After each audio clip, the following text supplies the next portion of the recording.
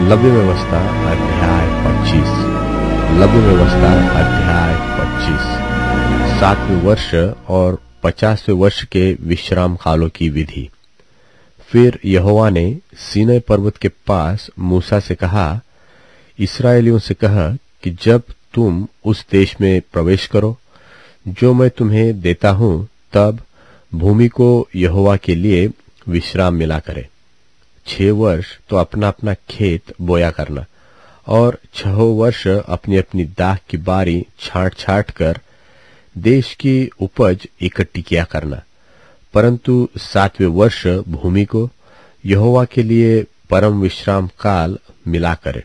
उसमें न तो अपना खेत बोना और न अपनी दाख की बारी छाटना।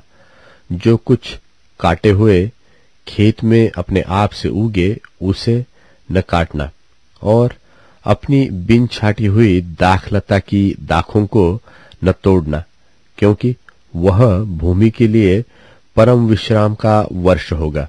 और भूमि के विश्राम काल ही की उपज से तुमको और तुम्हारे दास दासी को और तुम्हारे साथ रहने वाले मजदूरों और परदेशियों को भी भोजन मिलेगा, और तुम्हारे पशुओं का और देश में जितने जीव जंतु हो उनका भी भोजन भूमि की सब उपज से होगा। और 7 वर्ष विश्राम वर्ष, और अर्थात 7 गुना 7 वर्ष गिन लेना। 7 विश्राम वर्षों का यह समय 49 वर्ष होगा। तब 7वें महीने के 10वें दिन को, अर्थात प्रायश्चित के दिन, जय जयकार के महाशब्द का नरसिंगा अपने सारे देश में सब कहीं फुकवाना, और उस 50वें वर्ष को पवित्र करके मानना, और देश के सारे निवासियों के लिए छुटकारे का प्रचार करना। वह वर्ष तुम्हारे यहाँ जुबली कहलाए। उसमें तुम अपनी अपनी निज भूमि और अपने अपने घराने में लौटने पाओगे। तुम्हारे यहाँ वह 50वां वर्ष जुबली का वर्ष कहलाए। उसमें तुम न बोना, और जो अपने आप उगे उसे भी न काटना, और न बिन छाटी हुई दाखलता की दाखों को तोड़ना, क्योंकि वह जो जुबली का वर्ष होगा वह तुम्हारे लिए पवित्र होगा। तुम उसकी उपज खेत ही में से लेके खाना।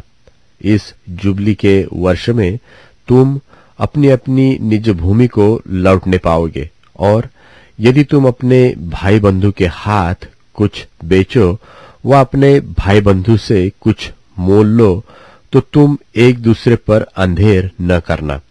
जुबली के पीछे जितने वर्ष बीते हो उनकी गिनती के अनुसार दाम ठहरा के एक दूसरे से मोल लेना, और शेष वर्षों की उपज के अनुसार वह तेरे हाथ बेचे। जितने वर्ष वह रहे उतना ही दाम बढ़ाना, और जितने वर्ष कम रहे उतना ही दाम घटाना, क्योंकि वर्ष की उपज जितनी हो उतनी ही वह तेरे हाथ बेचेगा। और तुम अपने अपने भाई बंधु पर अंधेर न करना, अपने परमेश्वर का भय मानना। मैं तुम्हारा परमेश्वर यहोवा हूं, इसलिए तुम मेरी विधियों को मानना और मेरे नियमों को समझबूझकर चलना, क्योंकि ऐसा करने से तुम उस देश में निडर बसे रहोगे, और पृथ्वी अपनी उपज उपजाया करेगी, और तुम पेट भर खाया करोगे, और उस देश में निडर बसे रहोगे। और यदि तुम कहो कि 7वें वर्ष में हम क्या खाएंगे, न तो हम बोएंगे न अपने खेत की उपज इकट्ठी करेंगे, तो जानो कि मैं तुमको 6वें वर्ष में ऐसी आशीष दूंगा कि भूमि की उपज 3 वर्ष तक काम आएगी। तुम 8वें वर्ष में बोओगे और पुरानी उपज में से खाते रहोगे, और 9वें वर्ष की उपज जब तक न मिले तब तक तुम पुरानी उपज में से खाते रहोगे। भूमि सदा के लिए तो बेची न जाए, क्योंकि भूमि मेरी है, और उसमें तुम परदेशी और बाहरी होगे। लेकिन तुम अपने भाग के सारे देश में भूमि को छुड़ा लेने देना। यदि तेरा कोई भाई बंधु कंगाल होकर अपनी निज भूमि में से कुछ बेच डाले, तो उसके कुटुंबियों में से जो सबसे निकट हो वह आकर अपने भाई बंधु के बेचे हुए भाग को छुड़ा ले। और यदि किसी मनुष्य के लिए कोई छुड़ाने वाला न हो और उसके पास इतना धन हो कि आप ही अपने भाग को छुड़ा ले सके, तो वह उसके बिकने के समय से वर्षों की गिनती करके शेष वर्षों की उपज का दाम उसको जिसने उसे मोल लिया हो फेर दे। तब वह अपनी निज भूमि का अधिकारी हो जाए। परंतु यदि उसके इतनी पूंजी न हो कि उसे फिर अपनी कर सके, तो उसकी बेची हुई भूमि जुबली के वर्ष तक मोल लेने वालों के हाथ में रहे और जुबली के वर्ष में छूट जाए। तब वह मनुष्य अपनी निज भूमि का फिर अधिकारी हो जाए। फिर यदि कोई मनुष्य शहर पनाह वाले नगर में बसने का घर बेचे, तो वह बेचने के बाद वर्ष भर के अंदर उसे छुड़ा सकेगा। अर्थात पूरे वर्ष भर उस मनुष्य को छुड़ाने का अधिकार रहेगा। परंतु यदि वह वर्ष भर में न छुड़ाए, तो वह घर जो शहर पनाह वाले नगर में हो मोल लेने वाले का बना रहे और पीढ़ी पीढ़ी में उसी के वंश का बना रहे और जुबली के वर्ष में भी न छूटे। परंतु बिना शहर पनाह के गांव के घर तो देश के खेतों के समान गिने जाए, उनका छुड़ाना भी हो सकेगा और वे जुबली के वर्ष में छूट जाए। और लेवियों के निज भाग के नगरों के जो घर हो, उनको लेवीय जब चाहे तब छुड़ाए।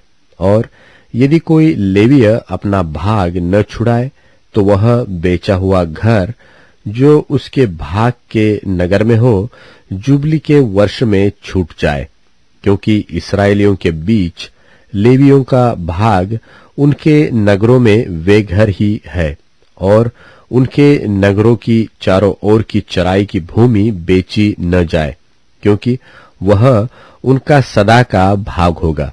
फिर यदि तेरा कोई भाई बंधु कंगाल हो जाए और उसकी दशा तेरे सामने तरस योग्य हो जाए, तो तू उसको संभालना। वह परदेशी व यात्री की नाई तेरे संग रहे, उससे ब्याज व बढ़ती न लेना। अपने परमेश्वर का भय मानना, जिससे तेरा भाई बंधु तेरे संग जीवन निर्वाह कर सके। उसको ब्याज पर रुपया न देना और न उसको भोजन वस्तु लाभ के लालच से देना। मैं तुम्हारा परमेश्वर यहोवा हूं। मैं तुम्हें कनान देश देने के लिए और तुम्हारा परमेश्वर ठहरने की मनसा से तुमको मिस्र देश से निकाल लाया हूं।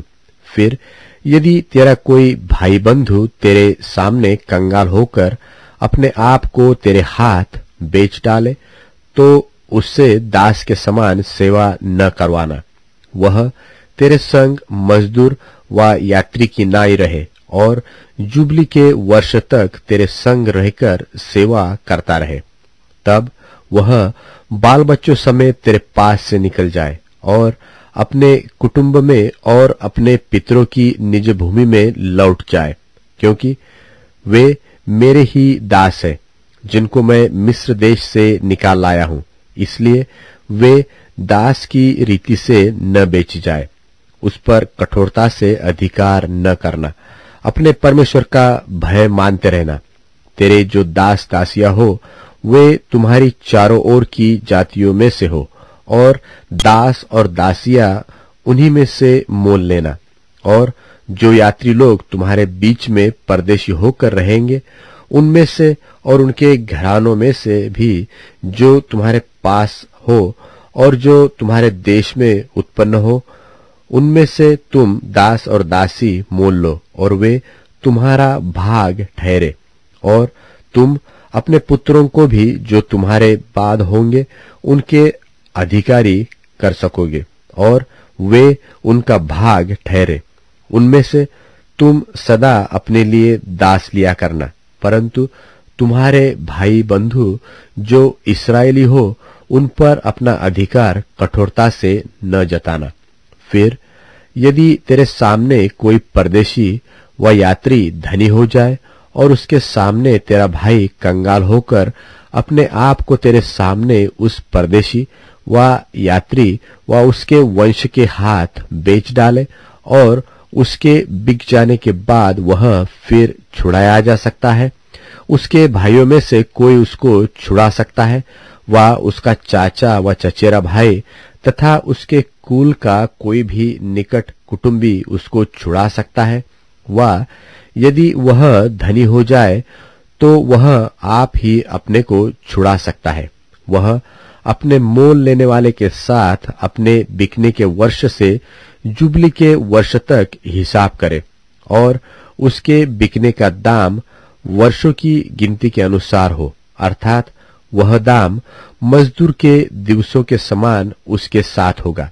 यदि जुबली के बहुत वर्ष रह जाए तो जितने रुपए से वह मोल लिया गया हो उनमें से वह अपने छुड़ाने का दाम उतने वर्षों के अनुसार फेर दे।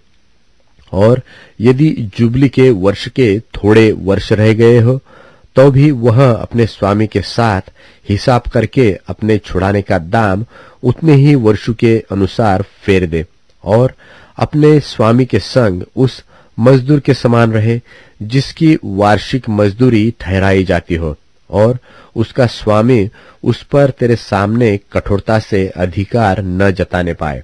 और यदि वह इन रीतियों से छुड़ाया न जाए तो वह जुबली के वर्ष में अपने बाल बच्चों समेत छूट जाए, क्योंकि इस्राएली मेरे ही दास है, वे मिस्र देश से मेरे ही निकाले हुए दास है। मैं तुम्हारा परमेश्वर यहोवा हूं।